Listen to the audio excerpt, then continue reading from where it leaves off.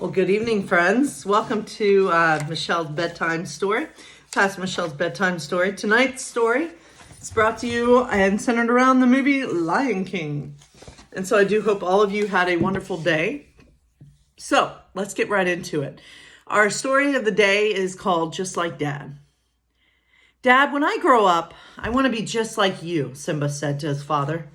Mufasa nuzzled his son's head. All in good time, son. Simba's friend Nala bounded up to them. Come on, Simba, let's go play by the river. On their way, Simba stopped abruptly. Listen to this. He threw back his head and roared as loudly as he could. Roar!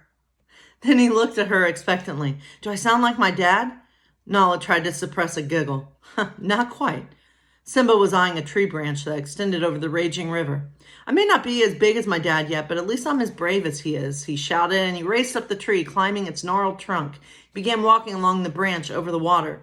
Nala hurried over. Simba, come back here. The branch is going to break. But Simba couldn't hear her over the loud waters. As Nala bounded away to get help, Simba felt the branch begin to sag. Uh-oh, Simba said to himself. Suddenly, the whole thing broke off, and Simba tumbled into the water. The current was strong, and he struggled to swim to the shore. He was running out of strength, and he realized he might not make it. Then he felt himself being lifted out of the water and tossed onto the bank. Dripping and coughing, he looked up right into the angry eyes of his father. Simba, there's a big difference between being brave and being foolish. The sooner you learn that, the better chance you will have of growing old.